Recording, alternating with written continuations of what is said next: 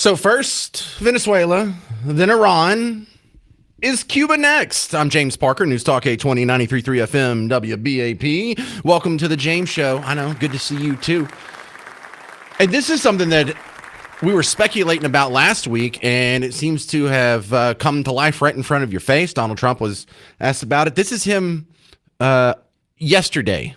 As we achieve a historic transformation in Venezuela, we're also looking forward to the great change that will soon be coming to Cuba. Cuba's at the end of the line. They're very much at the end of the line. They have no money. They have no oil. They have a bad philosophy. They have a bad regime that's been bad for a long time. And they used to get the money from Venezuela. They get the oil from Venezuela. But they don't have any money from Venezuela. They don't have any oil. They don't have anything from... People can't even... They land in Cuba. They can't get gasoline to fly out. They have to leave their planes behind. And they want to negotiate, and they are negotiating with Marco and myself and some others. And I would think a deal would be made very easily with Cuba. But for 50 years I've been hearing, as a little boy, I'd be hearing about Cuba. Cuba's a disaster. But I've been hearing so much about Cuba. But Cuba's in its last moments of life, as it was. It'll have a great new life, but it's in its last moments of life the way it is.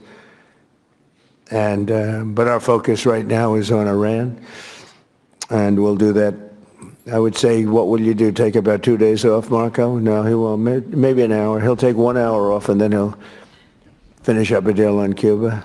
All right, now this Cuba thing is amazing because we thought taking out Venezuela would tump Cuba over just de facto because Venezuela was their main source of support.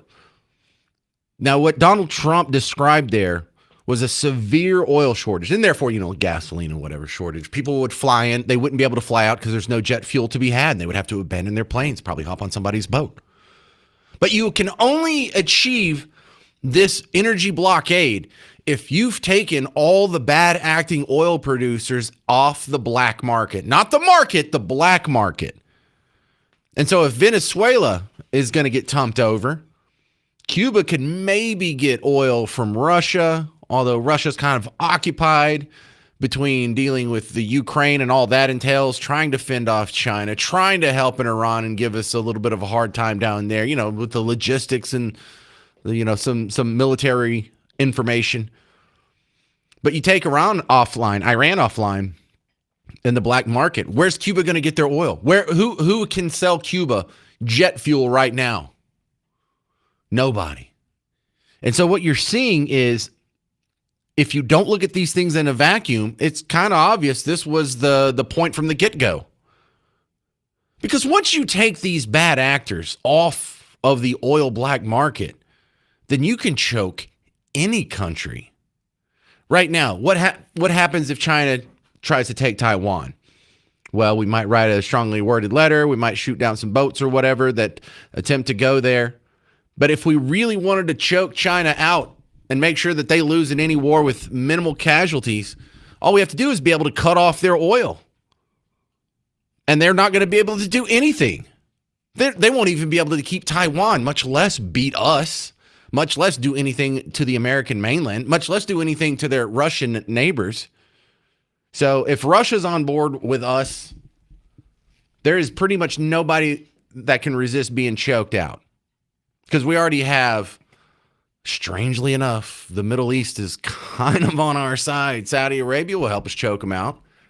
Saudi Arabia likes helping choke them out because they didn't like Iran to begin with. And they're on our team now. In fact, there's a whole bunch of Arab countries in this Iranian conflict. They're on our side. They're on Israel's side. So what the heck is going on? I have no great answer for that, other than maybe they're just coming out of it. Maybe we've watched this region of the world just be mired in the 7th century for 1,400 years. And finally, wealth, oil, affluence, modern society has given them an offer they can't refuse. Do you want to live in a world that's still stuck in the 7th century, or do you want to live in a world that the modern American innovations have provided for you? It's amazing stuff. So yeah, I think Cuba's absolutely next. Also, very cool conversation here from what it sounds like. Brian Kilmeade was talking about on the Fox and Friends morning show today before he did his show on our sister station, 570 KLIF. But he was saying he had an interesting conversation with Trump. It was a phone interview. Brian, you did a phone interview with the president of the United States. What is his read on this? So I asked him, how do you get the prices down? I know how much you care about oil and gas. And he says, tell these tankers to get to it. We've wiped out most of their launchers. Here's exactly what he said. These ships should go through the Strait of Hormuz and show some guts. There's nothing to be afraid of. They have no navy. We sunk all their ships. He went on to say, he said, look, yeah, there's risk in the region. The region's volatile. There are launchers. There's just about 150 left. That's just about 20% of totals. They can't regenerate. They can't make any more. And we are in the region ready to act quickly on all these type of attacks. Now, I think they're going to get some additional naval assets in there to do some escorting. But there was a tanker that came through yesterday. Successfully. Successfully. No problem. And he's saying, come on, guys. Get to it. Now, we only get, what'd you say, Ainsley? We only get 3%. Yeah, 3% of the oil we use here in America comes from that area. But it does supply oil 20% for the rest of the world. All right. So what that means, if you can take that to heart here, there's going to be a brief oil spike. But go look at the futures. Look at the futures contracts. It's not going to be long. It's not going to last very long. Then now the reporting is going to go away when the price falls. But don't be all worried about, oh, look, the price of oil is spiking. It's going to grind the economy to a halt. Well, can we just wait 5 seconds? Because it looks like this is going to be a very temporary blip, just like so many of these other bombing campaigns and military interventions on a long enough time scale you don't even know that they happen as far as the economy goes and price of oil and whatnot goes. But Trump swears the Straits of Hormuz are safe. Cuba's probably going to flip next. And Iran's named a new leader. Sounds like the old leader. Son of an Ayatollah. It's something or other. Ayatollah. Forgot the first name, but it's probably not worth remembering because I doubt he's going to last long. And this does not fit the James Show rule. The bombings will continue until a leader is presented that doesn't wear a bathrobe. Coming up next, you're going to hear the Secretary of War talk about his terms of surrender with Iran, and also Bill Maher absolutely embarrassed Adam Schiff when it comes to the Iran war on his show on HBO Friday. You'll hear both next, coming up on The James Show. News Talk 820 and 93.3 FM, WBAP.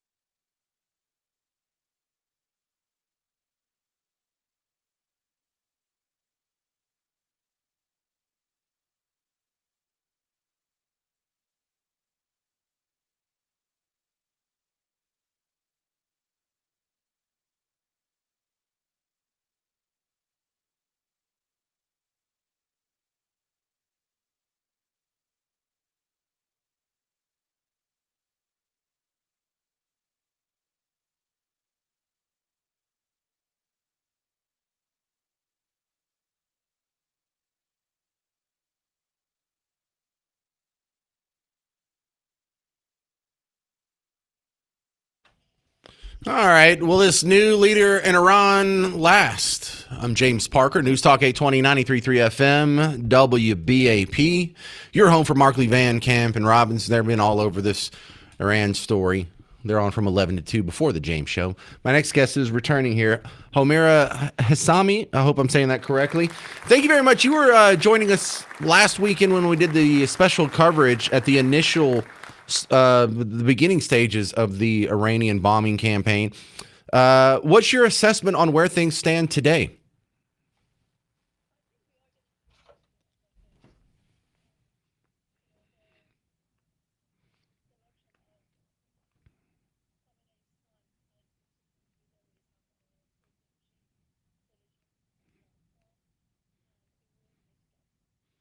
Okay, you know what? We should probably review your background for the people who didn't get to hear last time you were on the show. Talk about your background with Iran and why people should pay special attention to your opinions on these matters.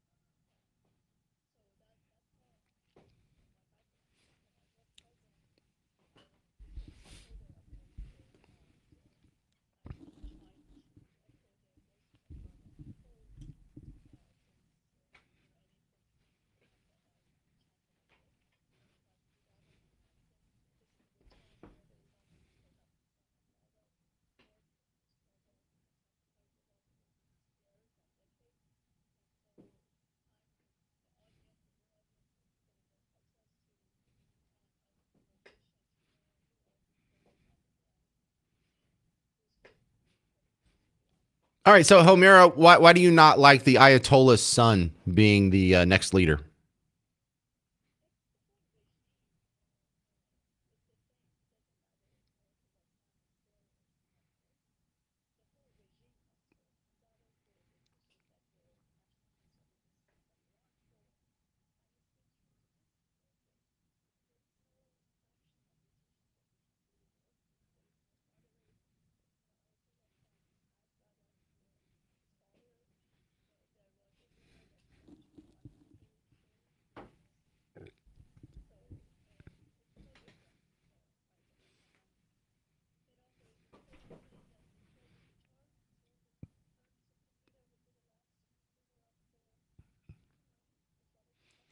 Well, all right, Homera Hassami, what happens after this guy gets blowed up in a missile attack?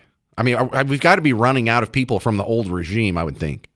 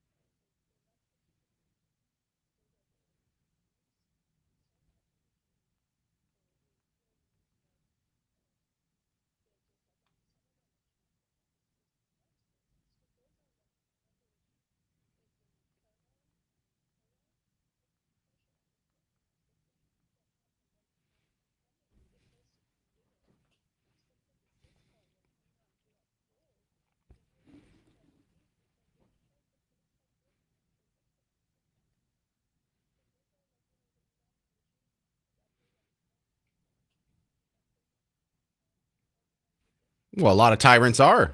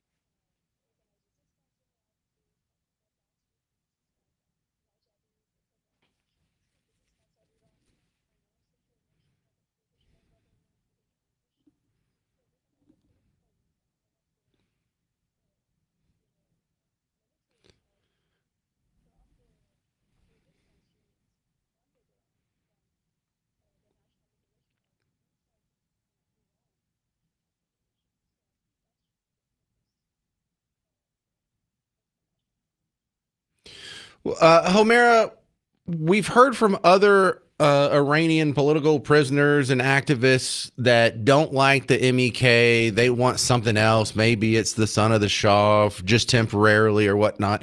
But if we do have this regime step down, are the competing factions underneath going to be able to get along and come up with an agreed government here? Or are we just starting another civil war?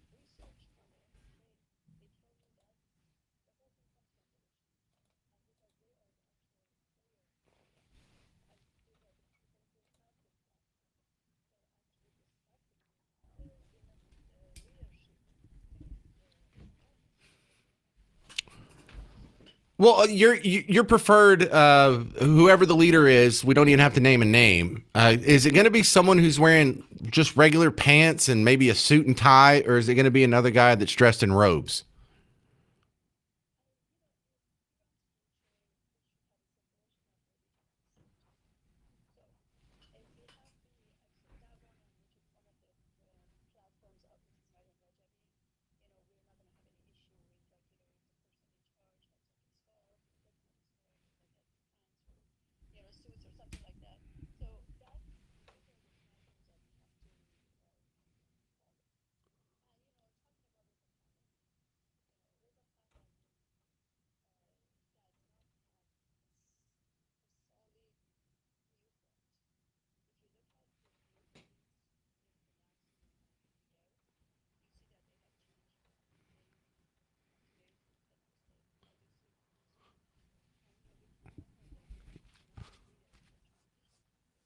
Okay, real quick, I'm just kind of out of time, Homer. I'm so sorry to interrupt, but the MEK gets their way. They run Iran next.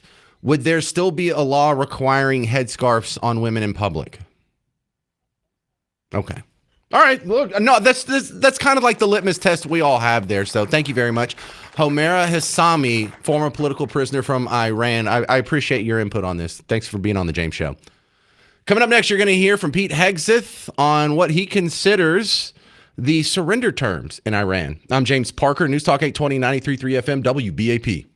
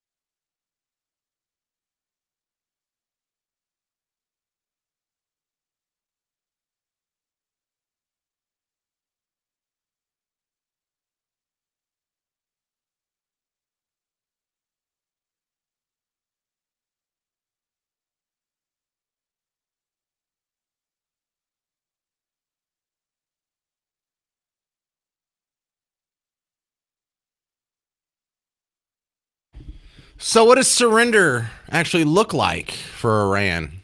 I'm James Parker, News Talk 820, 93.3 FM, WBAP. Of course, who cares what I think? Pete Hegseth, Secretary of War, probably want to listen to him on this scenario. The President said recently there will be no deal with Iran except unconditional surrender. What does that look like, unconditional surrender? How will you know it's real? It means we're fighting to win. It means we set the terms. We'll know when they're not capable of fighting. There'll be a point where they'll have no choice but to do that. Whether they know it or not, they will be combat ineffective. They will surrender. Typically, the understanding of a surrender is person to person. Is that what would be required in a matter like this? Well, there's a lot of different ways. Whether they want to admit it or not, whether their pride lets them say it out loud or not, it's President Trump who will set the terms of that. Again, combat ineffective. We're fighting to win. He sets the terms. We'll decide when they're ready or not. We'll decide when our objectives are met. I see. President Trump has set those clear objectives. But what I think some folks have been confused by is that our will might be limited, or our capabilities might be limited, or our munitions might be limited. They're wrong. And the Iranians are wrong to miscalculate American will and American authorities and American capabilities and American munitions. We have just now begun to fight, just now begun to surge.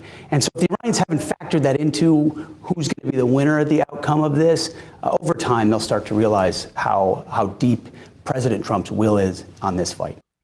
So, not necessarily a clear answer other than unconditional surrender is when they unconditionally surrender, right? I mean, that kind of makes sense. But I love the argument. Oh, they're running out of resources. No, they're running out of missiles. They're running out of munitions. They're running out. Bro, we're not going to run out of resources. This is a country that can be ripped off for $18 billion from the Leering Center for 5 years and not even notice, y'all. We're running a $1.8 trillion deficit, and we're all just laughing it off. Give me another espresso or whatever. Yeah, we're really running out of resources. That's what America's known for, being poor. So, unconditional surrender sounds like whoever's in charge, we're just going to say, okay, new guy in charge, because right now it's Ayatollah Khamenei's son.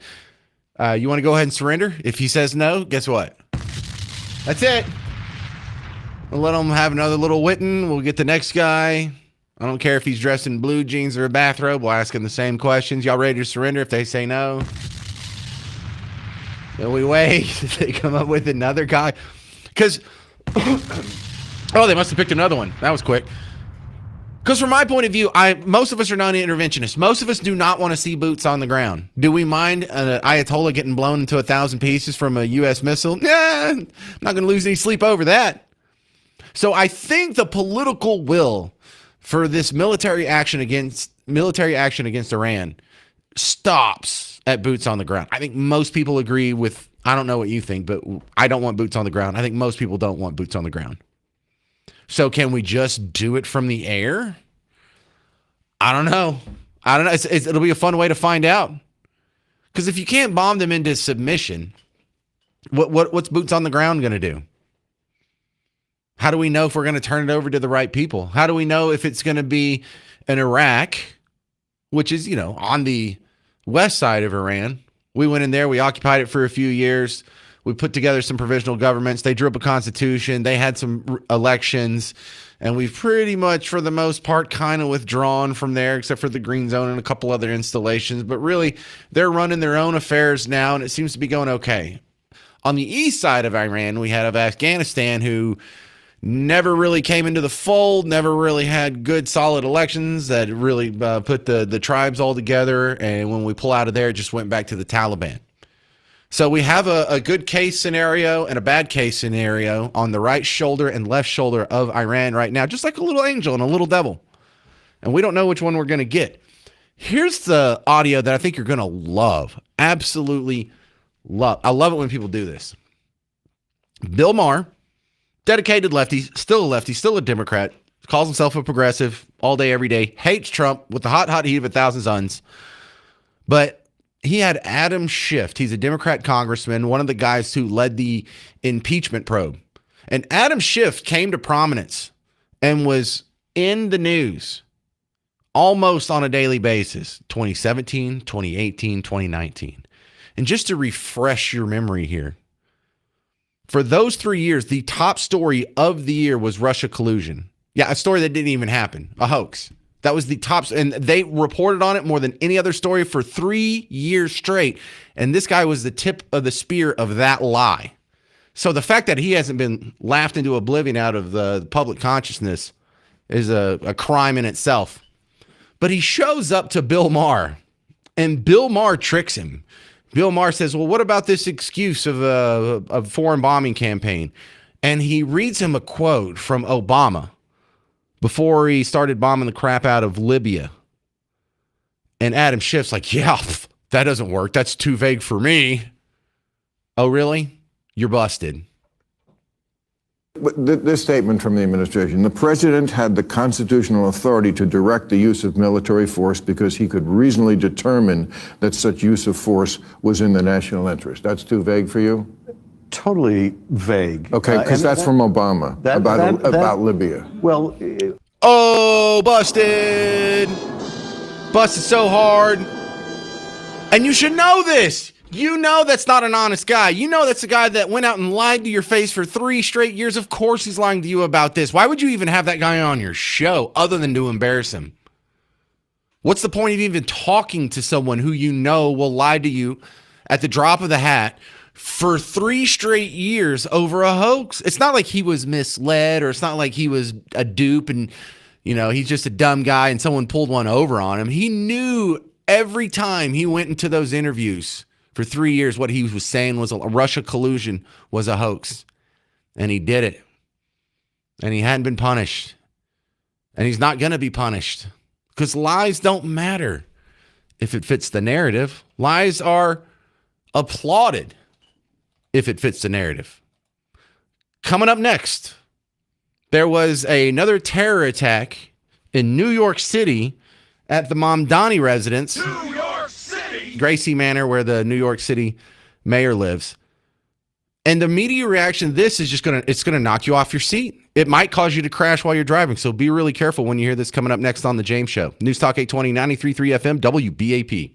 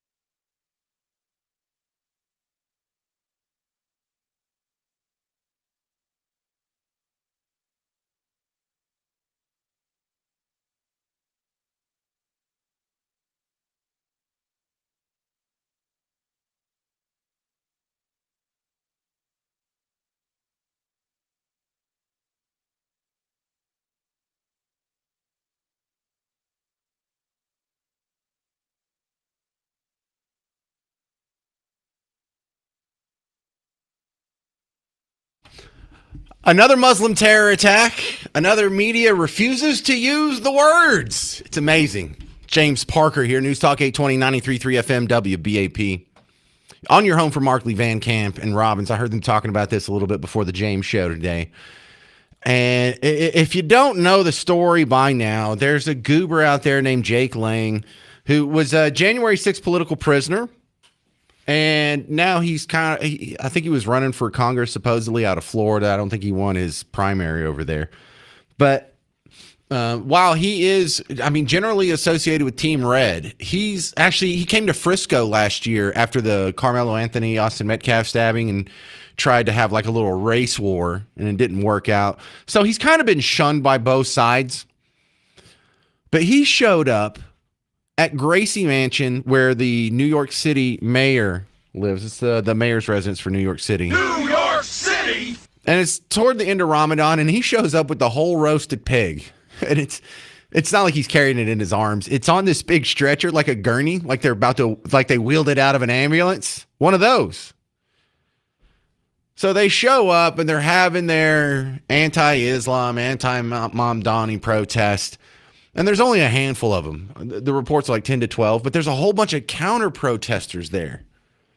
And so while the counter-protesters are just effeminately saying, hate has no place here,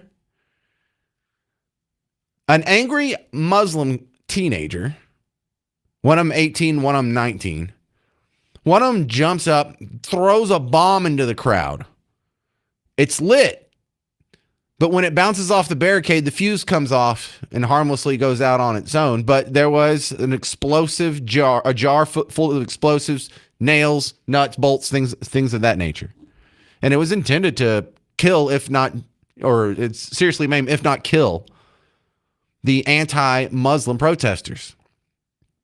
So in this scenario, the specific reason why Jake Lang and his anti-Muslim protesters were there is because of Islam. The reason why the counter-protesters were there was to support Islam. The reason why the guy threw the bomb is because he is pro-Islam. However, just like Austin and last weekend, where the media can't figure out what the motive is, they can't say the words Muslim or Islam. They leave out a whole bunch of the evidence of the case that would make the narrative look stupid. They're doing it again up here in New York City. This is so amazing. First, I want to play you one of the counter-protesters to Jake Lang. And while he's doing his little woke speech, what you won't see is exactly while he's doing this, one of the Muslim terrorists jumps up and kind of leans on his back. You know, like in rugby when they do the scrum from the sideline and some guy jumps off another guy's back. He kind of jumps and catapults up off this guy's back and chunks the bomb, the lit bomb, over his head, yelling Allahu Akbar. Born and raised in New York, and we want everyone here to stay in New York. You don't get to come from outside and then tell everyone else.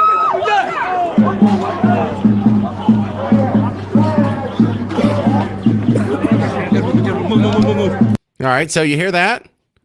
There was a Allahu Akbar in there. I don't know if you got to hear it very good. Here's another angle. Yeah, you hear those Allahu Akbars, don't you? Yo, he threw a bomb? Yo, did he throw a bomb, bro? Nice. That stinks. Okay, so immediately these guys go into custody, and we know who they are, and we know their origin. In fact, I don't know, should I play you the end first? Because we learned that one guy came here. He wasn't born here. His family's from Turkey. Another guy, Afghanistan. So these are not Americans. These are not people from New York City. They're not from Pennsylvania.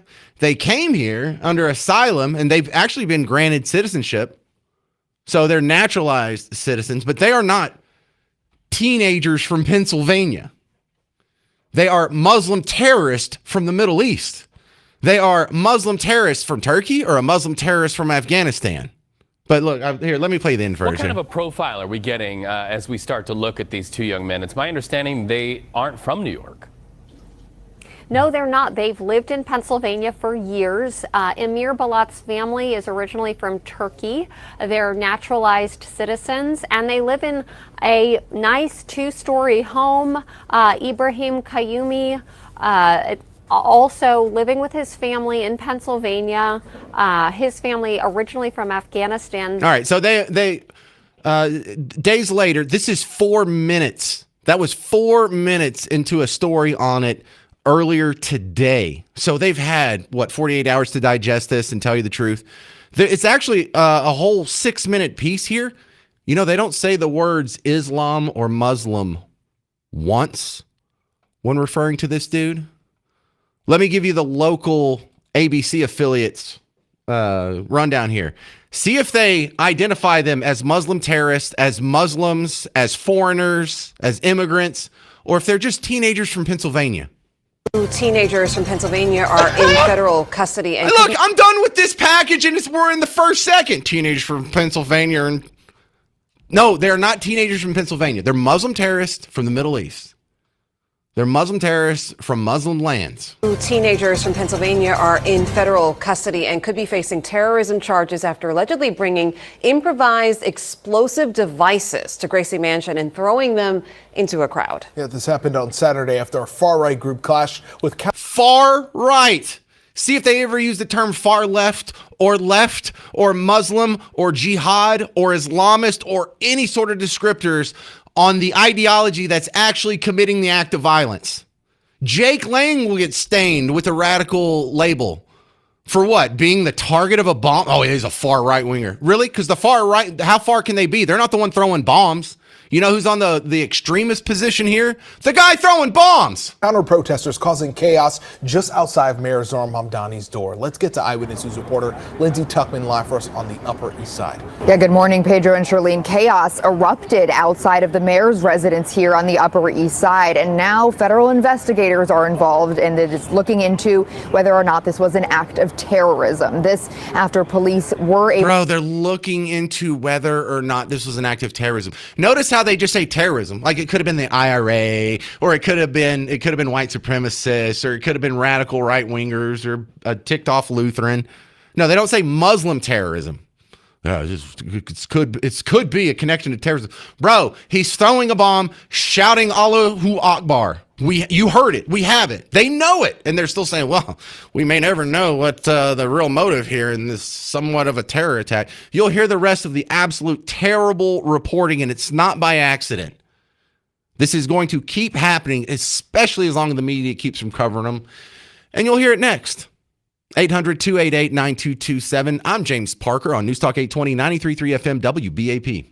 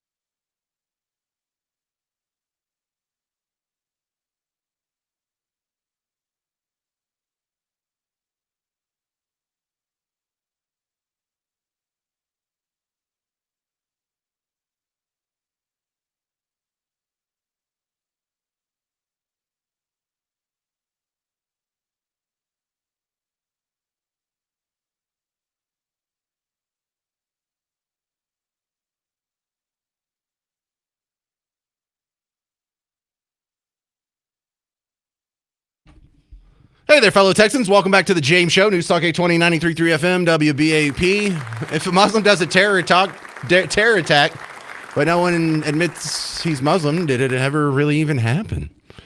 That's the story coming out of New York City where, it's just a perfect metaphor for what the heck is going on in modern American society right now. There's the video of some effeminate little beta male with noodle arms on a bullhorn saying, hate has no place here. Everyone is welcome in New York City.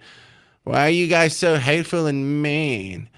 And while this limp-wristed wuss is griping at the anti-Islam protesters in front of Mamdani's mayoral mansion, an angry Muslim terrorist uses his as a springboard, basically, jumps up and jumps off of his back, throws a bomb into the crowd, trying to kill and maim people for disagreeing with him politically or religiously or ideologically. Just not for words. It's not like they were an actionable threat against anybody.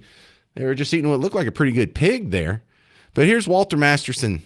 We were born and raised in New York, and we want everyone here to stay in New York. You don't get to come from outside and then tell everyone else.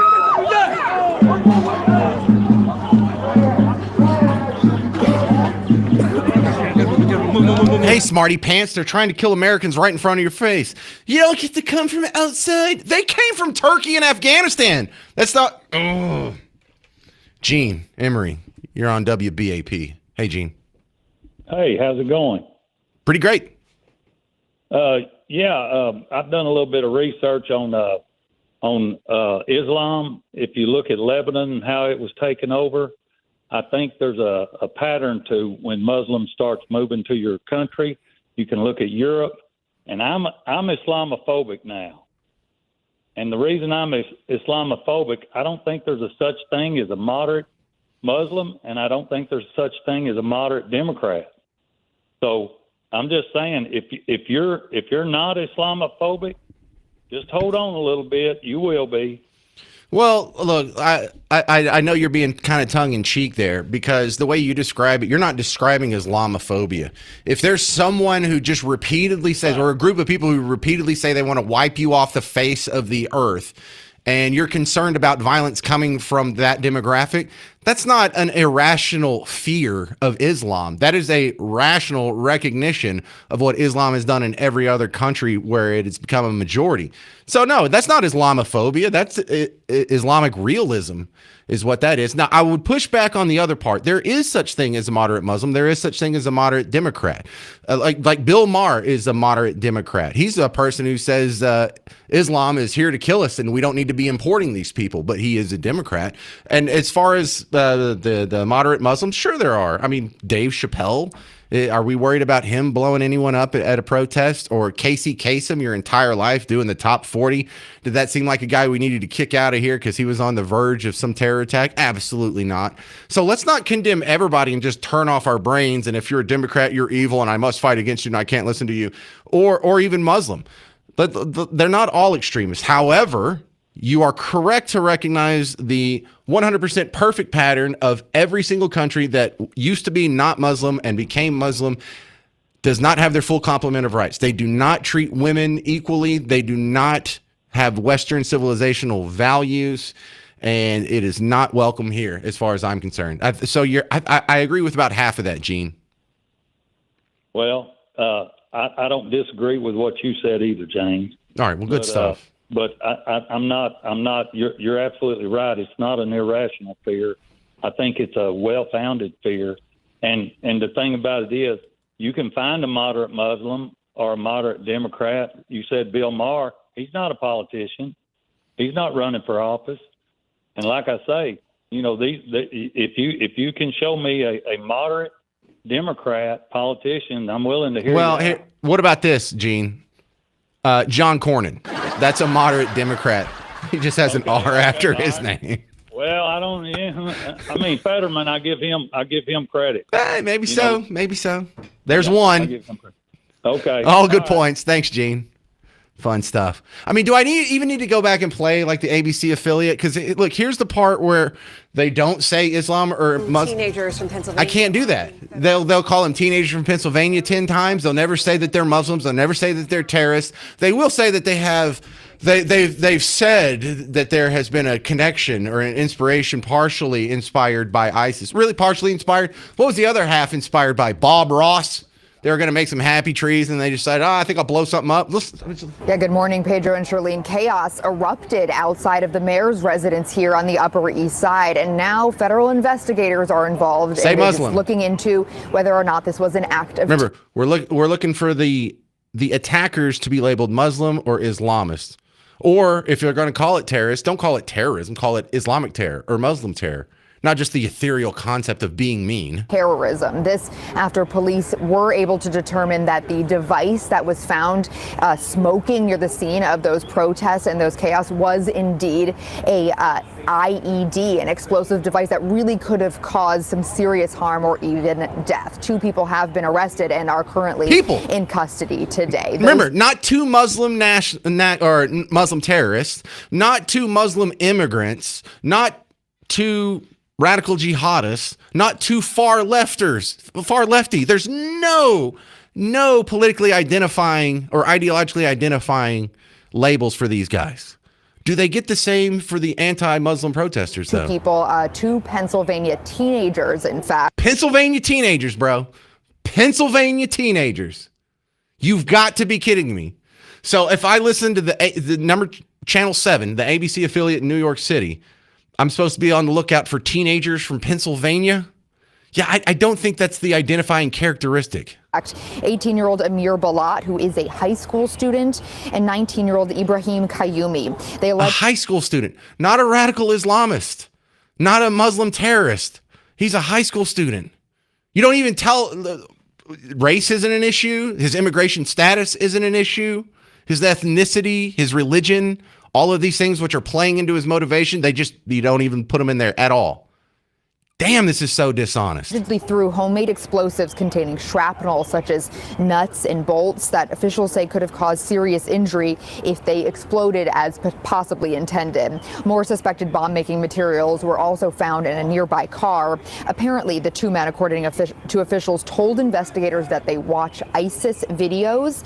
Their counter-protest now being investigated as a possible act of terrorism. The protest outside Gracie Mansion Saturday, though, was organized by Jake Lang, a far-right agitator. You've got to be kidding me. The guy that's getting the bombs thrown at him is labeled as far-right, but the guy throwing the bomb, they're not labeled as extremists. We don't even know what ideology they are. We don't even know what side of the political spectrum they are. It could be anything. When you know all that, before you did this report, you lying garbage reporter, you know that they're Muslim terrorists. You know that they're screaming Allahu Akbar. Why are you leaving out all of this information? But Jake Lang, far-right protester, as if he had it coming.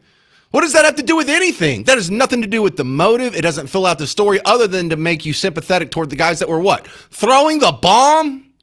It was meant to denounce Islam and accuse radical Muslims of trying to take over New York City. There you go. There's the only 2 times they will say Islam or Muslim. When staining Jake Lang. Oh, he's a far righty. That was, oh God.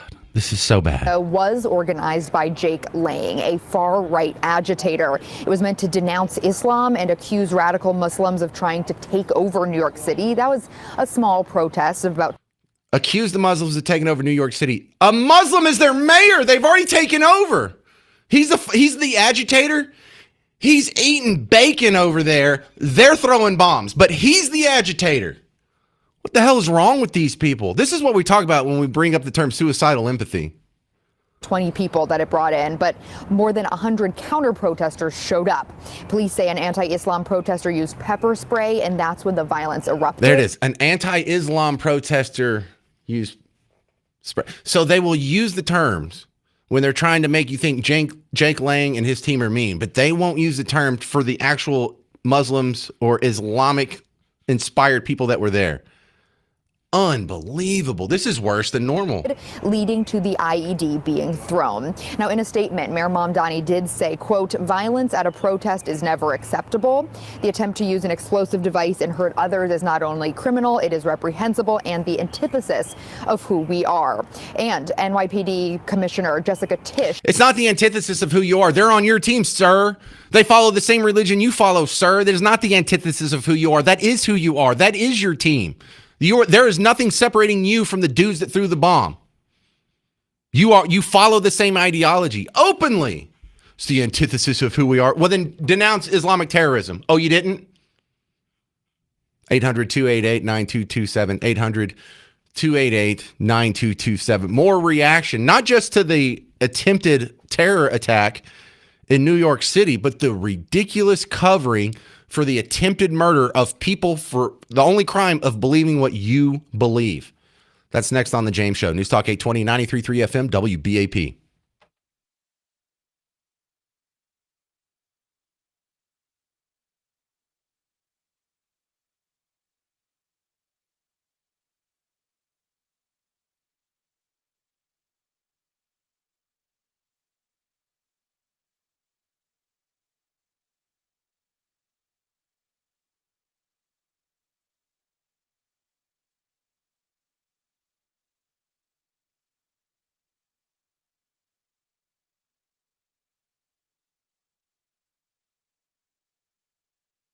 Hey, homeowners, James Parker here for Rhino Shield.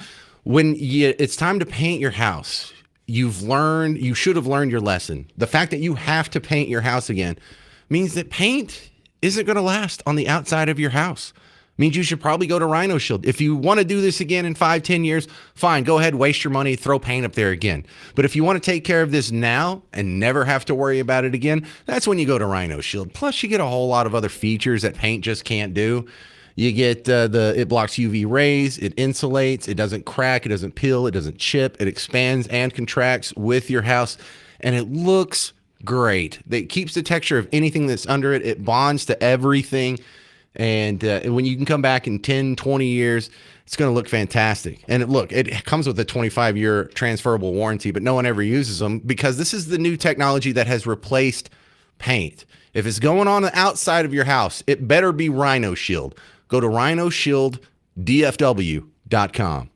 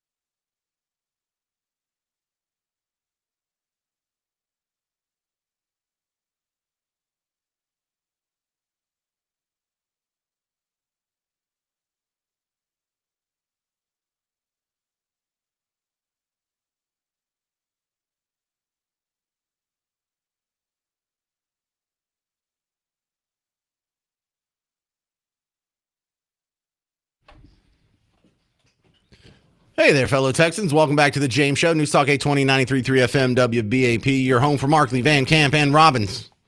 And we're talking about another story that's what MSNBC warned you about, white rural rage. Oh, I'm sorry. It's another Muslim terror attack, or at least a failed terror attack. But the terror attack is only half of the problem. For the guys that went out and they were protesting Mayor Mamdani, some angry Muslim immigrants threw an IED, an improvised explosive device, that was lit and it was smoking. And when it hit a barricade, the fuse fell off. You know, it's great craftsmanship. And luckily, nobody was hurt or killed. They tried a second one and it failed as well. They ran off. They were apprehended. They were shouting Allahu Akbar while it was happening. Played you that audio earlier. And now we're just going through and this is the hard part of my job because I can't play you the part where they didn't say Muslim or Islam, where they don't ever identify them as Muslim or Islamic, where they don't identify them as immigrants from the Middle East. You know, I can't do that. What I can do is compare it to the way they reported when there was a Christian terror attack against Muslims. Oh, that's right. There's never been a Christian terror attack against Muslims for me to pull audio on. It's not even possible. But it should bother you.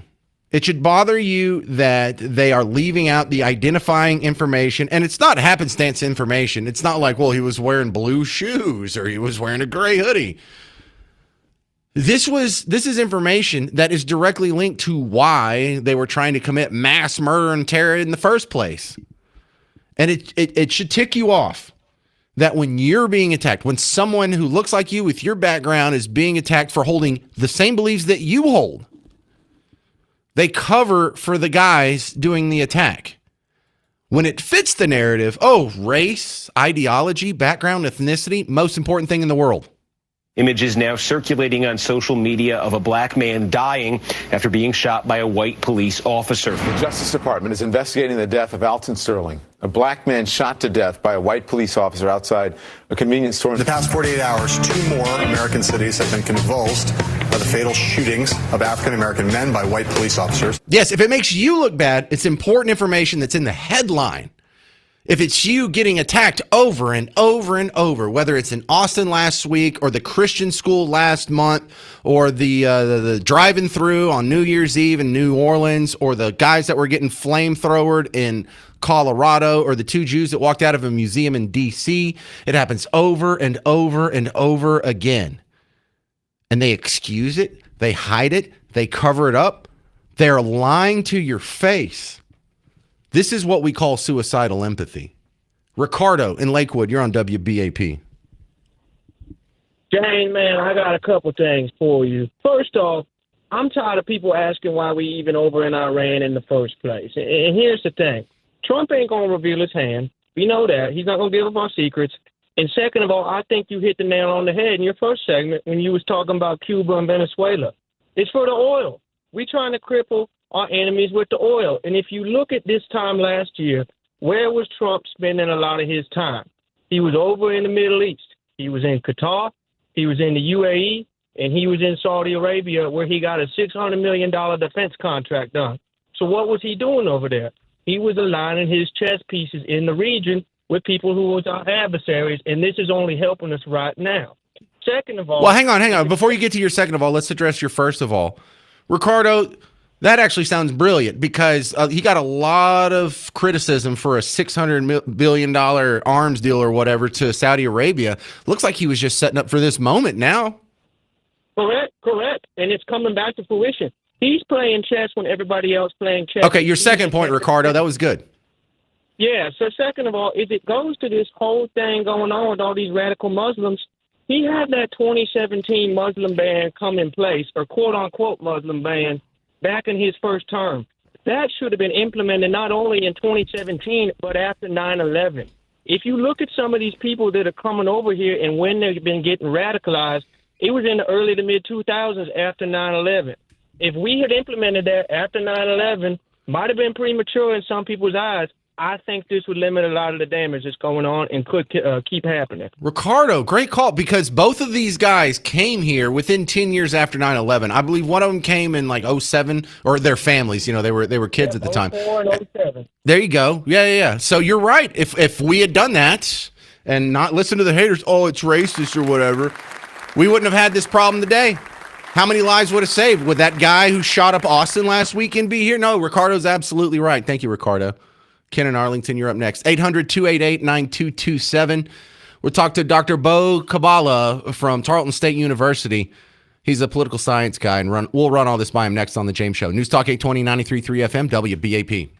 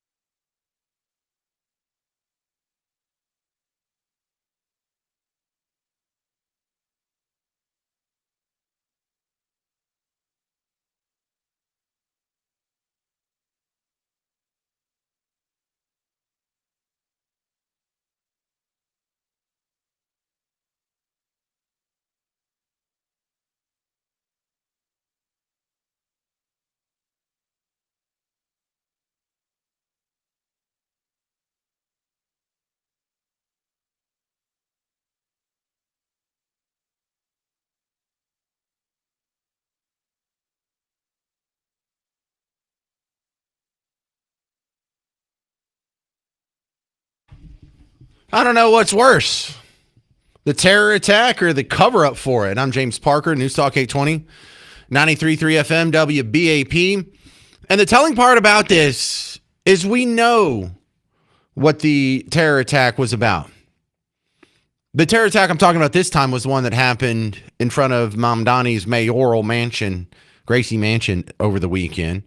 But this applies as well to last weekend in Austin. They're like, jeepers, we may never know what the motive is. Maybe after we do a full investigation, we can get to the bottom of this mystery.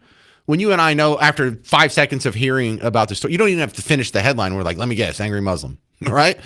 And it's not that, we just think, oh, we hate Muslims, and so we're going to blame it on them. We're kind of bombing one of their countries right now, so it totally makes sense, the timing, the religion, the immigration status. I mean, it doesn't take a whole lot of variables to kind of narrow it down. It's not a Lutheran with a grudge. It's not a ticked-off Mormon. It's an angry Muslim. Duh. Who else makes IEDs and chunks them at Americans? Canadians? Who? It's ridiculous. The reporting on this is shameful. Absolutely shameful. Ken, Arlington, you're on WBAP. Well, the one in Austin had a hoodie that says property of Under Armour on it. Oh, that's right. It said Allah.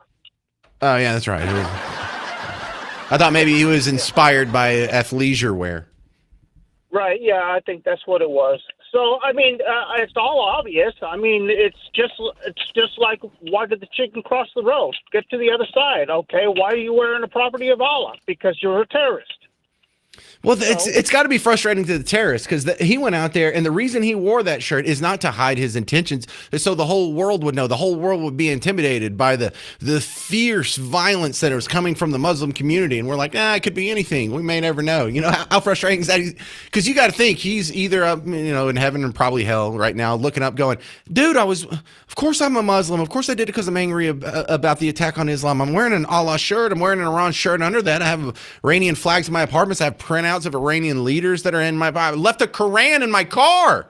We're like, no, we don't know. Two in New York had they were doing the bombs. They had the TN, but they forgot the T. So they forgot the TNT. I see what you did. Yeah, so, shouting Allahu Akbar. I wonder if well, Ken, keep your fingers crossed. Maybe if we get a few more detectives working on the case, we can get to the bottom of that mystery. All right, now to my next guest. Dr. Bo Kabbalah is coming back on from Tarleton State University. And here, let me ask you your thoughts on the newly appointed leader of Iran. He's the son of the Ayatollah, so this would be, third generation Ayatollah. First off, do you like the pick? Second off, do you think he's going to make it till Tuesday?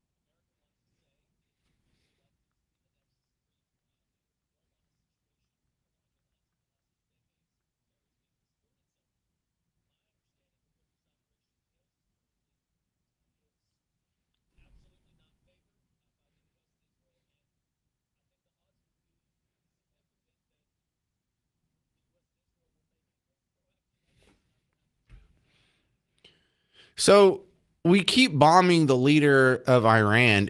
Don't at some point we have to stop so we have someone to negotiate with?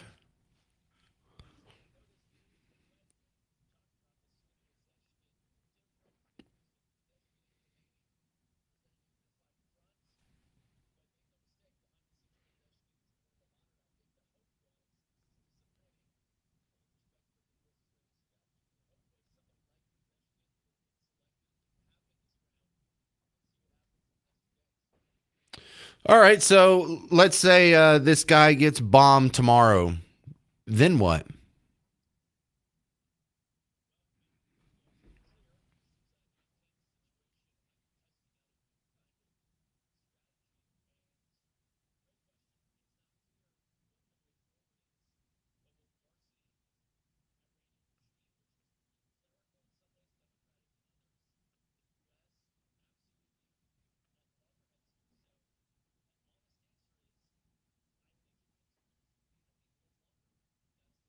Yeah.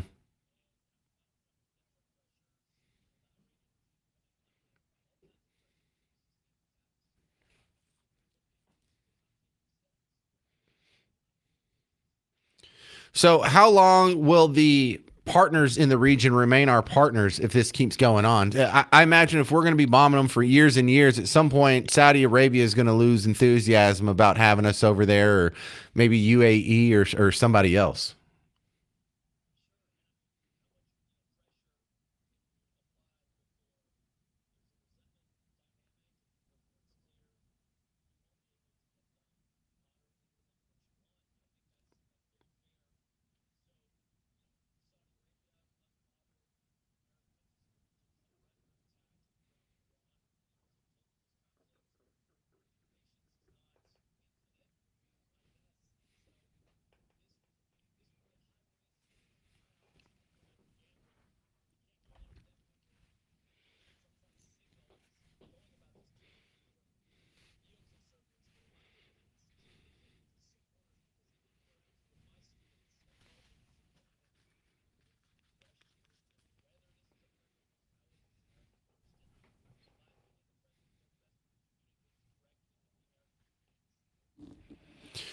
Dr. Bo Kabbalah, what do you think of this attack at the protests at Mom Donnie's mayor mansion in New York City?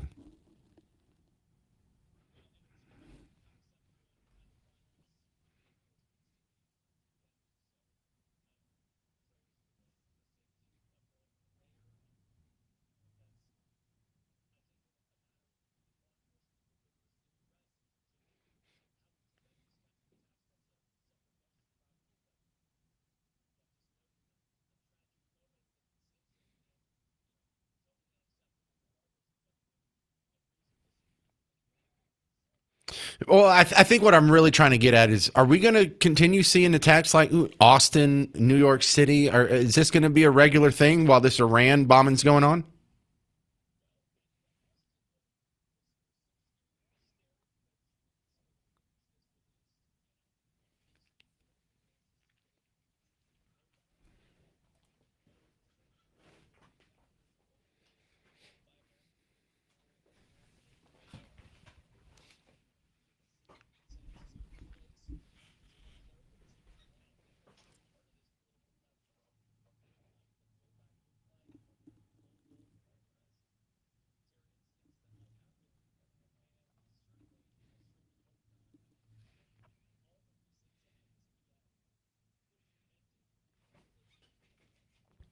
Dr. Bo Kabbalah, appreciate your insight, sir. Thanks for coming on the James Show. Dr. Bo Kabbalah from Tarleton State University. Coming up next, 800-288-9227. We have more reaction.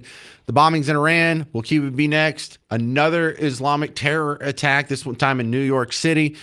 Another time the media won't admit who the problem is. I'm James Parker. It's News Talk 820, 93.3 FM, WBAP.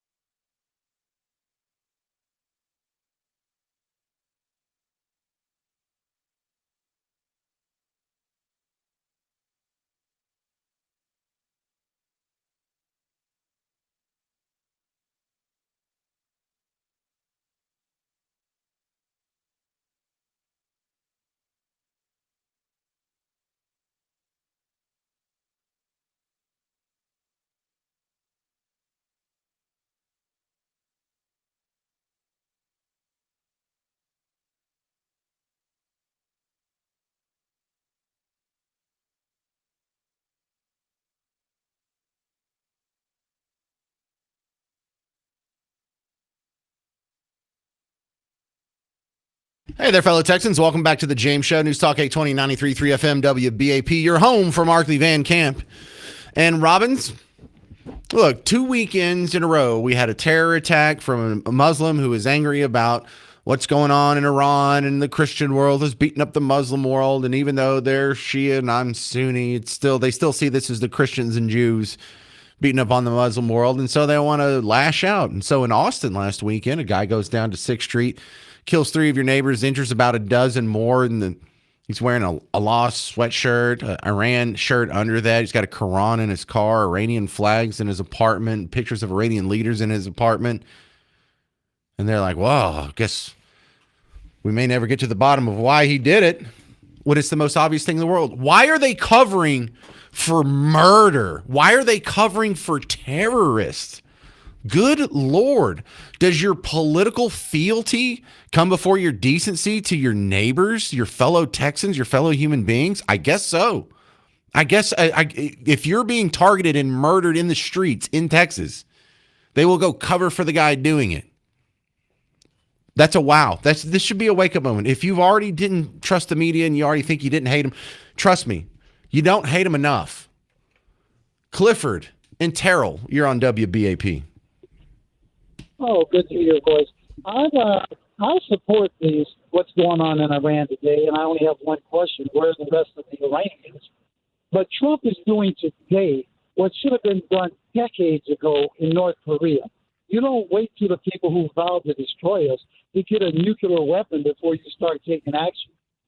Take it now and prevent them from getting a weapon, and that's a lot easier to deal with. Look, I'm kind of on the fence about that, Clifford, because Pakistan used to be a big problem. Pakistan used to be a state sponsor of terrorism far more than they are now. In fact, they really were the people that were propping up the Taliban all those years. And at first it was because the Taliban was fighting against the Soviet Union, and we thought that was cool because we hated the Soviet Union. But then they were propping them up even through the years until 9/11 happened, and we're like, hey, well, Pakistan still doesn't love us. They're still ideologically, Muslim theocracy for the most part. But the second they got nuclear weapons, the concern was they're going to turn around and use it against us, the great Satan. But you know what they did? The second they got nuclear weapons, they had to shut the hell up. Because if they were going to run their mouth and chant death to America, and they actually have a tool that can hurt us, well, then that almost means we have to do something drastic to stop them. So it actually put a big target on their head. And I'm not saying this is how Iran would have responded, or we would have gotten the same result from Iran. But I can say there's a case study where a radical Islamic country got a nuclear weapon, and it became more of a cause for them to shut up and act right than for them to act out and kill more Americans. I would take issue with that because Iran has already openly threatened to destroy Israel and us. Israel's the little Satan. We're the great Satan. And I still think it's easier to deal with a country without a nuclear weapon than it is to deal with an enemy that has them. Yeah, probably so. Prime example. Yeah, okay. I can be on board with that. Because I don't know if Iran would act the same. I don't know if the same result that would be there. Yeah. Well, you're making good points. Threatening Saudi Arabia either. Well, look, I think the other thing that really has me upset about this whole situation isn't so much the bombing in Iran, the reaction to it when the terror attacks pop off, for them to go cover for it, by them, the politicians, the media, to go cover for it. What a huge problem this is. Well, here's something related, and I'll have to say goodbye to you quick here. Okay. I agree with Trump years ago when he wanted to stop all immigration, specifically from Muslim countries. I'll take that a step further. Change the law, the Constitution, whatever it takes, so that people know that if you're not a citizen and you're in our country, you are a guest, and you can and will and should be deported if you do anything to disrupt our Clifford, and our lives. I don't think you're going far enough, Clifford. I'm not saying you're wrong. I'm saying you're not going far enough, because the two guys that just tried to do the terror attack in New York City this weekend are actually citizens. They came here, one from Turkey, one from Afghanistan, but they've gone through the naturalization process and they're still here. Same thing with the guy last week in Austin. He was here legally. He came here from, I forgot where. What was that, Senegal? And so, Cliff, you're going to have to expand that. Even people who have come here and been naturalized and have citizenship, some of them are going to have to be revoked and reimmigrated back to wherever they came from. I'm all for it. Good deal. There you go, Clifford. All right. Thank you, sir. John in Innocent. Denison? What's Innocent? I'm going to assume Denison. Yeah. All right. Thank you, John. You're on WBAP. Hey, thanks for taking my call. I just wanted to point out that this isn't the coverage of this kind of stuff isn't anything new. You go all the way back to 2003, just 2 short years after 9/11. A young man blew himself up right outside of a football stadium packed with 80,000 people. Were you talking about the Oklahoma University one? Yes. Okay. Yeah. And go back and look at the coverage of that incident. He ended up being just a lonely guy that went off to a quiet place and committed suicide. He had the same exact explosive that these guys in New York City used in their attack the other day. And he happened to live with a group of Pakistani students in student housing. So, I mean, the coverage of this hasn't changed in the last 20 years. It seems like that we got very fearful of saying anything about the Muslim society or the Islamic society after 9/11. Hey, man, isn't that the truth? And it really bums me out that they can see hate-filled racism in a Sydney Sweeney blue jeans ad, but the guy yelling Allahu Akbar throwing bombs in New York City, they're like, I don't know if we can ever get to the bottom of this one. Who knows who to blame? There were just some lone wolf actors, and we're not even going to say Muslim or Islam or Islamic terrorism or anything like that. I think that's the most disappointing part. Really, is the media reaction. I think, John. Yes, I agree, and I think that just kind of makes our whole society be more sympathetic to that whole culture. Well, I know, and they're so hypersensitive about a theocracy coming from the Christians. Got to look out for those crazy Christians. Yeah, Christo-fascism. We've heard all these terms. Excuse me, white rural rage. What was this white rural rage again? Because that's what you were warned about. I'm tired of this. And look, and you got to hear like these lefty influencers. White Christians are the worst. White evangelical Christianity is a cancer. These are the worst people in our country. Dude, if we're the worst, what about the people that are throwing bombs? What about the people who are doing mass shootings on 6th Street? We're worse than them? Shut up. And you got Stephen Colbert's a Christo-fascist nation from an obvious and chilling blueprint for a Christo-fascist future. Yeah, Project 2025. It's Christo-fascist. Look out. Look out for those evil Christians with all their terror attacks. Has there been a Christian terror attack ever? 800-288-9227. 800-288-9227. All right, still coming up on the James Show. We got to get back to some local news here. I've got some crazy Tallarico audio because this race that's shaping up for the Texas Senate, this may be what hinges the entire balance of the Senate. And you'll hear some great audio coming up next on the James Show, News Talk 820, 93.3 FM, WBAP.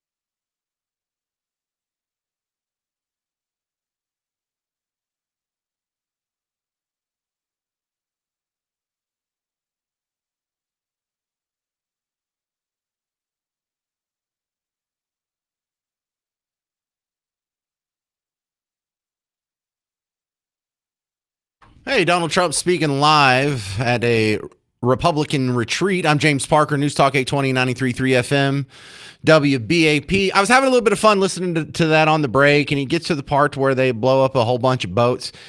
And that cracks me up because the number is getting bigger and bigger. So it's, I guess they were saying 30 something over the weekend, or I guess last Friday, that's the number we had. But now it's up to something like 42 or whatever. So let me just give you about a minute or so. This was him literally at the beginning of the last break. So what, 5 minutes ago? Nuclear potential. That was a big day because if we didn't do that, they would have had a nuclear weapon within 2 weeks. And I think we'd be in a lot different situation.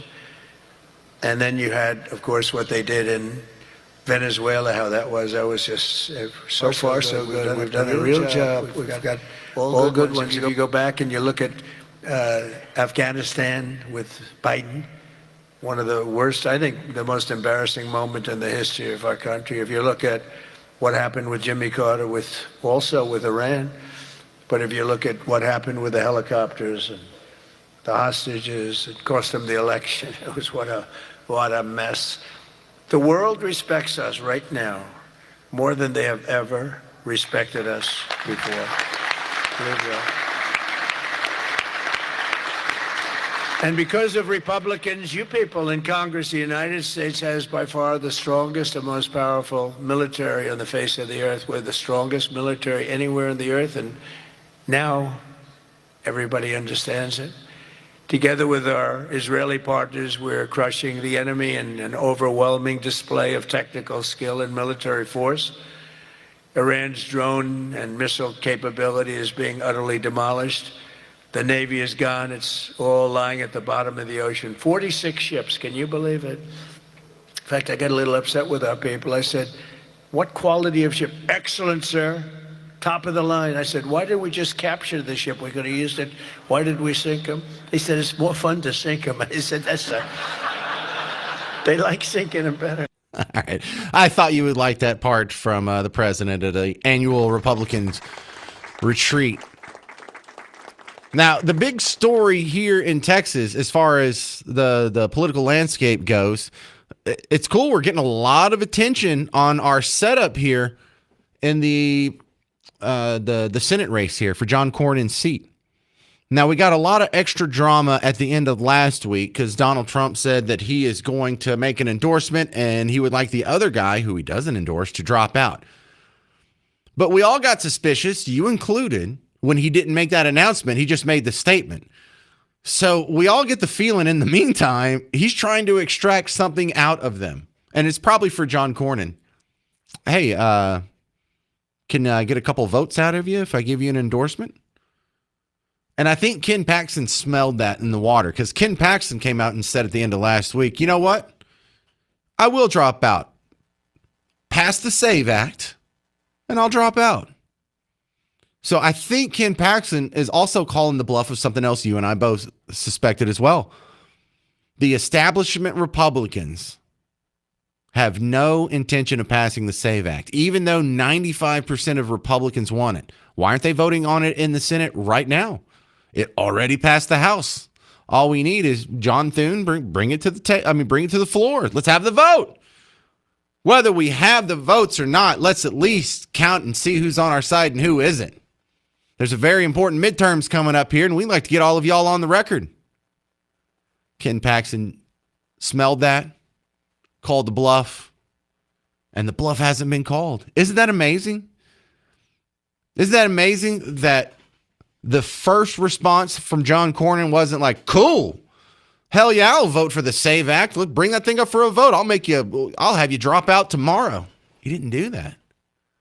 So what the hell's going on? They have no intention of passing the SAVE Act, which means keeping John Cornyn in there means you can count him out on future SAVE Act attempts. So I am really interested to see who Donald Trump comes out and supports, who gets the endorsement, because I really could see this going either way. I think he's going to lead toward Cornyn, try and extract some votes out of him, but I am not entirely sure. The other part of this race is people keep bringing up crazy stuff that James Tallarico has said, and a lot of it has to do with this very uncomfortable overlap of politics and religion. You know, religion is fine if you're at church. Religion is fine if, you know, if you're a band and you want to be a Christian band, that's cool. If you want to be a plumber and you're a Christian plumber, that's cool too. If you want to be a Christian movie maker, filmmaker, Christian documentary, Christianity can overlap with so many chosen professions. But isn't it weird? Doesn't it feel kind of cringy when it's in politics? And especially when it's the guy who's being heralded as, oh, this is the guy who could unseat John Cornyn. He's amazing. He's going to turn Texas blue. Who? The overtly Christian guy? I thought y'all hated Christians in politics. I thought you hated Christo-fascism or Christian nationalism. I thought you wanted a clean separation of church and state, unless it's Muslims. But I love these montages that are being put together and passed around. Look, for one reason, you shouldn't vote for this guy based totally on his politics, based totally on his policy preferences, the way he's governed, the votes he's already had. He has a record. You don't have to invent any weird, cringy religious angle to talk me into not supporting this guy. But it's there. Before we go further, I want to acknowledge that our trans community needs abortion care too. Poverty is violence. Pollution is violence. And yes, prison is violence. As citizens, every one of our neighbors with a uterus became the property of the state. Before we go further, I want to acknowledge that our trans community needs abortion care too. No, they don't. No, they don't. Poverty is violence. Really? Poverty is violence? That's weird. There's so many weird things in there. And it's the party that tells you how much they hate Christianity being overlapped with anything in the public sphere. They hate the 10 Commandments being on the wall in your kid's classroom. They hate the Bible being in the school library at your kid's school. They hate the idea that the Bible might even be taught, even in a secular manner, in school. They have extreme aversion to anything. They mock Christians constantly. They interrupt their church service in St. Paul. They spray paint and deface churches around here. They'll go protest outside a Gateway Baptist Church because some preacher's a pervert. They hate Christianity in all aspects, but this guy comes out saying crazy Christian stuff that's actually crazy. And they're like, hey, he should be our next senator. What the hell's going on there? It's very obvious, the inconsistencies. 800-288-9227. 800-288-9227. Coming up next, we're going to talk to Caleb Jasso from the Institute for Energy Research and about this pop in gas prices. I got some gas this morning. It was $3.19. How long is that going to last? Find out next on The James Show. News Talk 820, 93.3 FM, WBAP.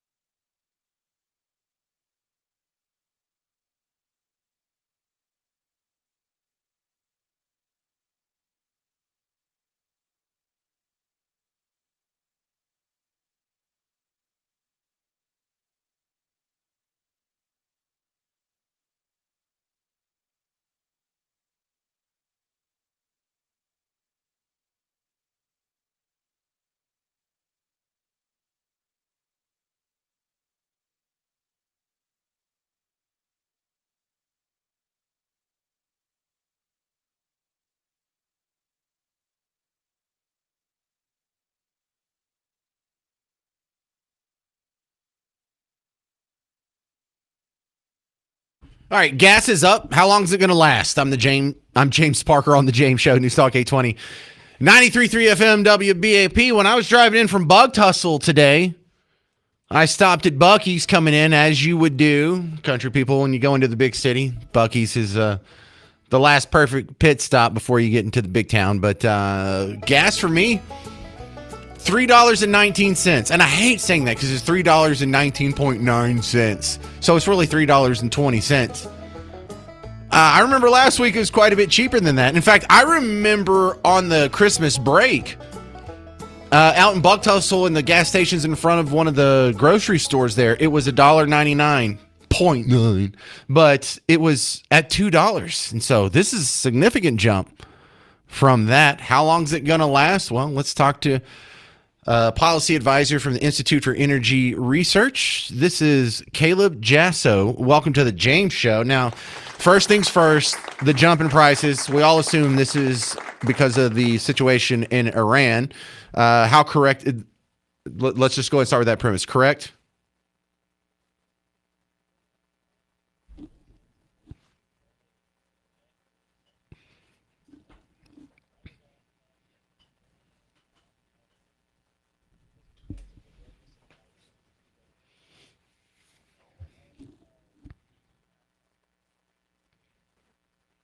Okay, so prices are spiking now, but we can look at the futures market and kind of get an idea what prices are going to look like, or what people are expecting prices to look like 3-6 months down the road. What's the futures market telling us, Caleb?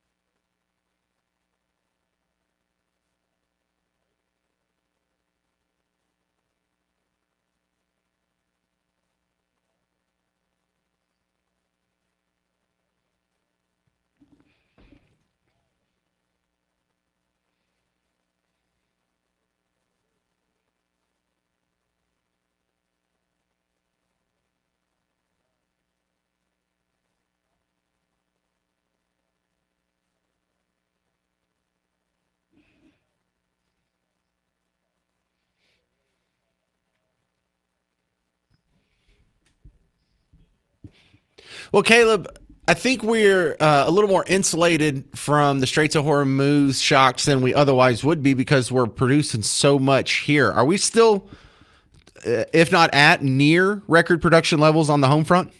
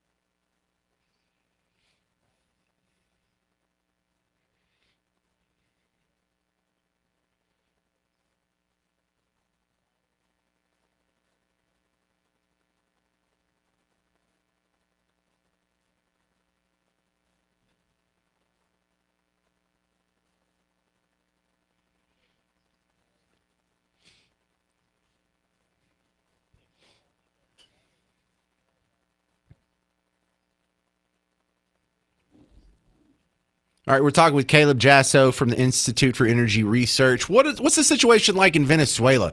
Did their oil output take a hit? Is it accelerating? Is it bouncing back? I mean, there's a lot of oil to be had down there. Are we taking advantage of it?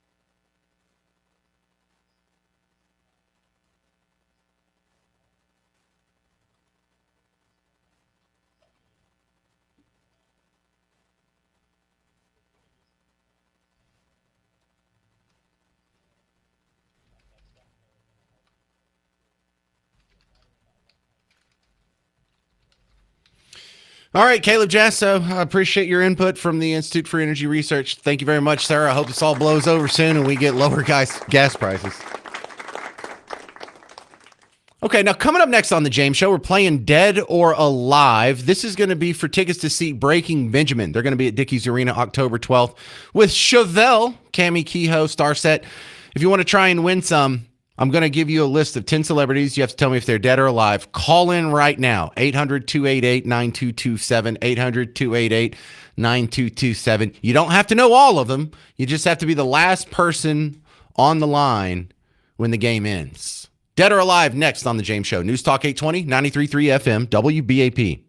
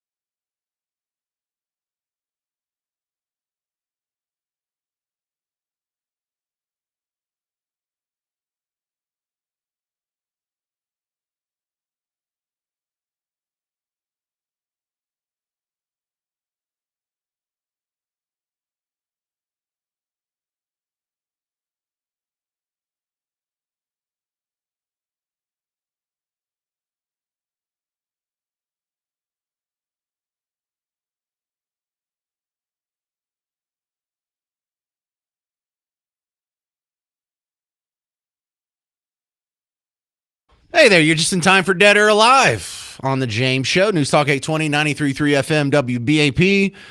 We're going to take a break from all the bombing and the oil prices and the serious stuff and have a little bit of fun. And we're going to give away some tickets in the process. Don't even bother calling in because the phone lines are full. But you can play right along in your car with this week's episode of Dead or Alive.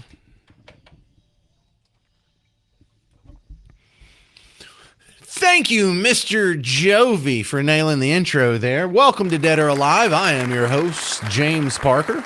Dead or Alive is the game show on the James Show where I'm going to give you some celebrities. You have to tell me if they are dead or alive. James, that sounds easy. It is. Today we're playing for 2 tickets to see Breaking Benjamin.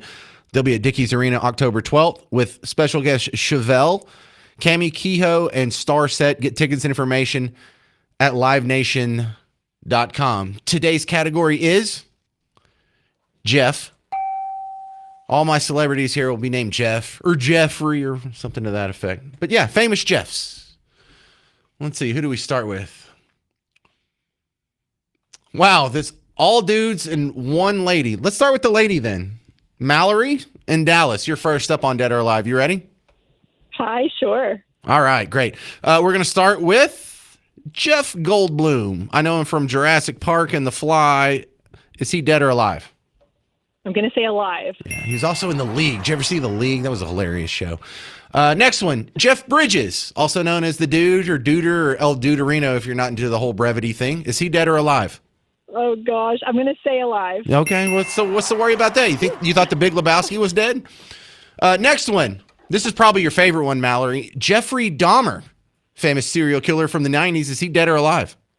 Dead. Yeah. Died in prison in 1994. Jeff Lynne, the mastermind behind Electric Light Orchestra. Is Jeff Lynne of ELO dead or alive? I'm going to say dead. Oh, no. I think he's touring right now. Damn it, Mallory. I went to the women first, and you let me down. All right. Thanks, Mallory. Thanks. John and Dallas, you're next up on Dead or Alive. You ready? Yes. Okay. Well, let's stick with the music genre here. Let's go with Jeff Beck from the Yardbirds and a bunch of solo stuff. Is he dead or alive? Dead. Yes, sir. Jeffrey Jones. If you don't remember that name, he was the Principal Rooney from Ferris Bueller's Day Off. He was also the dad in Beetlejuice. Is he dead or alive? Dead. No. 79 years old. It was a good guess. I think I would have said dead too, John. Let's go to, thank you, sir. Let's go to Josh and Rowlett. Hey, Josh, you ready for Dead or Alive? I'm ready. All right. How confident are you in your knowledge of Jeff's? 0%. Yeah, don't worry. It's the dumbest question I've asked all day. The next one is Jeffrey Porcaro. He was the original drummer for Toto. Dead or alive? Dead. Died in 1992. And finally, going back to the singer-songwriter genre, Jeff Buckley. Jeff Buckley, the singer-songwriter, is he dead or alive? Alive. No. Oh, dang it. He died in 1997. All right, so now we got to go to the last person here. Hey, Adam in Greenville. Do you want the tickets to see Breaking Benjamin? Yes, sir. Well, then they're all yours. All you had to do is say yes. I'm out of famous Jeffs, so I'm going to put you on hold. And Adam in Greenville, hang on. One of the Garretts will get your information in there. We'll email you the tickets to go see Breaking Benjamin, Dickies Arena, October 12th. Special guest Chevelle, Cami Kehoe, and Star Set. Tickets and information at livenation.com.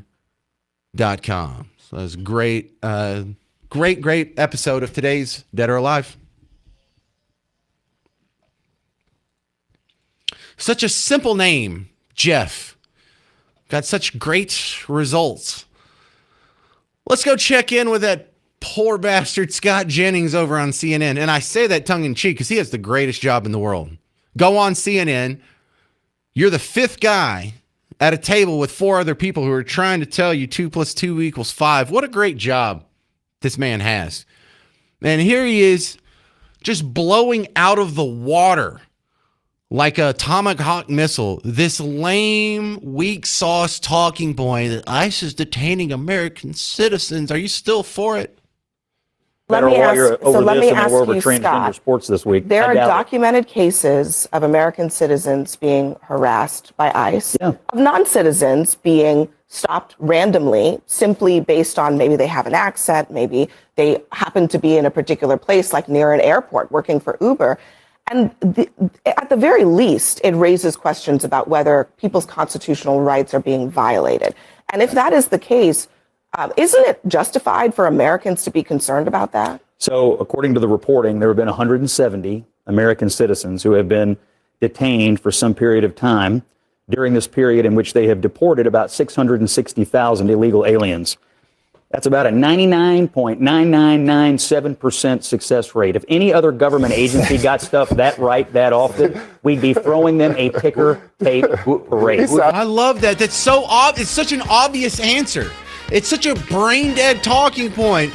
They're deporting American citizens. No, they're not. How do you deport a natural born American citizen? Where would you deport them to? What are you going to deport me to Tyler? How does that work? Yeah, you're going to be sent from whence you came, America. So it's not a deportation. But yeah, they're just taking American citizens. Well, look, whenever you're having an operation where hundreds of thousands of people are going to be detained, every once in a while, you're going to put handcuffs on some people that don't deserve to have handcuffs put on them. But that comes with enforcing any law. And so what, are we just not supposed to enforce any law? I mean, this is the most basic, thought out process. If you, when we're arresting people for murder, don't we sometimes arrest people who are innocent? Or don't we sometimes arrest people who don't deserve to be arrested? They weren't even there. It was just misinformation that got them arrested. Does that mean we should stop arresting people for murder or prosecuting murder or going after murderers? Of course not. So even if it's true that there's a whole lot of American citizens, more than, 0.00001% that are getting rolled up in this, the answer is still so what? All right, coming up next, a couple of local stories. A hilarious parody video was made of the Dallas city manager about the fiasco, this pretend hoax that we need to demolish City Hall, and also a pickleball death, sort of. I'm James Parker. It's The James Show. News Talk 820, 93.3 FM, WBAP.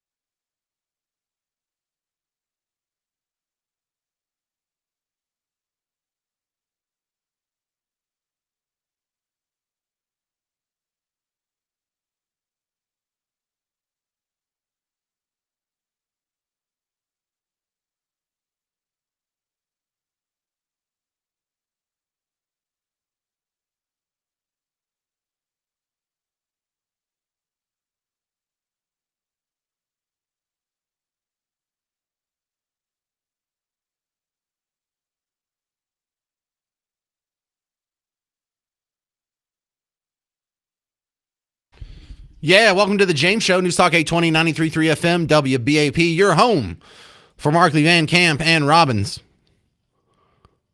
So coming up on the show tomorrow, going to be a fun guest. His name's Dallas Fuego. He's a local political watchdog who is all over the city council. And at times like this is an important guy, because if you don't listen to the James Show on a regular basis, one of the ongoing storylines we have is this absolute fraud, this lie, this fiasco, where they're claiming they need to tear down City Hall because Jeepers, it needs $1 billion in repairs. Really? Because 6 years ago, it only needed $39 million in repairs. And someone's lying. They're lying all over the place because nothing about it makes sense. Nothing about it adds up to even the smallest bit of critical thinking. And so Dallas Fuego made a viral, I guess it's gone viral, but made an AI video of city manager Kim Tolbert. Now, this voice sounds like her. The video looks like her, but I just want to stress, this is not actually Kim Tolbert, the city manager of Dallas. This is Dallas Fuego using an AI video to make fun of her, air quotes, telling the truth about what's going on with Dallas City Hall. Howdy, Dallas. I'm DeQueen Dallas, Kimberly Beiser Tolbert. There's been a lot of speculation around this rushed process to sell City Hall, and I'm here to set the record straight. Last September, I was approached by some Dallas bigwigs who own and develop the property around City Hall, who were interested in building a new arena for the Mavericks. I thought this would be a great opportunity to revitalize downtown Dallas and to make myself look really good. So I worked behind the scenes with a certain council member who is really cozy with these developers to get the ball rolling and push this onto the council agenda. I also made sure to secure a majority of other council members who have previously been useful in pushing my agendas to vote in favor of this effort. Together, we directed our friends at AECOM and CBRE to produce an assessment of City Hall that would cost so much money, the thought of staying in the building would be untenable. I grossly miscalculated that the public would actually pay attention to this and start calling me out on my bullshit, but I'm not about to let a little public opinion get in the way. We kept pushing the narrative on behalf of the developers that City Hall is an old and dangerous place to work, and that the only solution is to vacate the building as soon as possible. No, we haven't been totally transparent in this process. You see, downtown Dallas stakeholders don't want the Mavs to leave downtown Dallas for obvious reasons. And since they're more important than anything Dallas residents say, we have to keep them happy.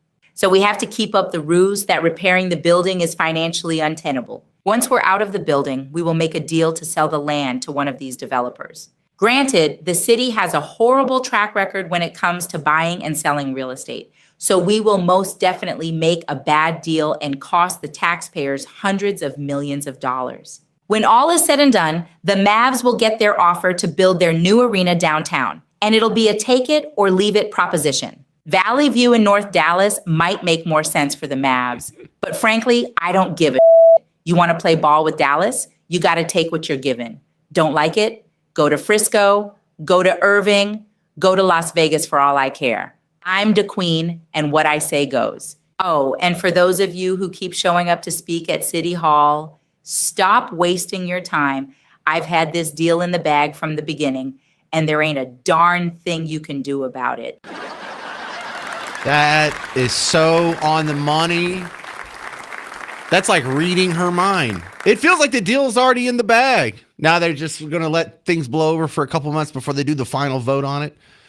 I'll keep an eye on them for you. Don't worry about it. And then the other local story.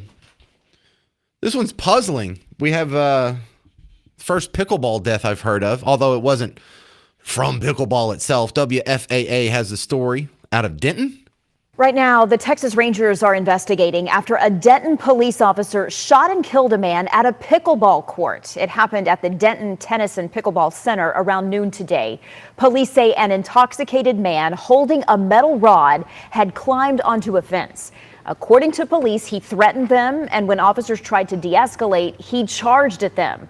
One officer used a taser. That did not work, and then a second officer shot the man multiple times. After the use of deadly force, officers immediately rendered aid and medics transported him to a local hospital where he was pronounced deceased. No officers or the residents were injured during this incident. The suspect has not yet been identified. That's wild. I kind of have gotten, the older I get, the more interested I am to how is this whole thing going to end for me? Am I going to die slowly in my bed after a 5-month battle with stage 4 cancer of some sort, like Scott Adams just did? Am I going to be driving home to Bug Tussle and someone's going to switch lanes without checking their blind spot, and I'm just going to be taken out on the road, probably not even feel a thing? Am I going to die in a terror attack? Am I going to get mugged? Am I going to have a heart attack? Am I going to go to sleep one night and just not wake up?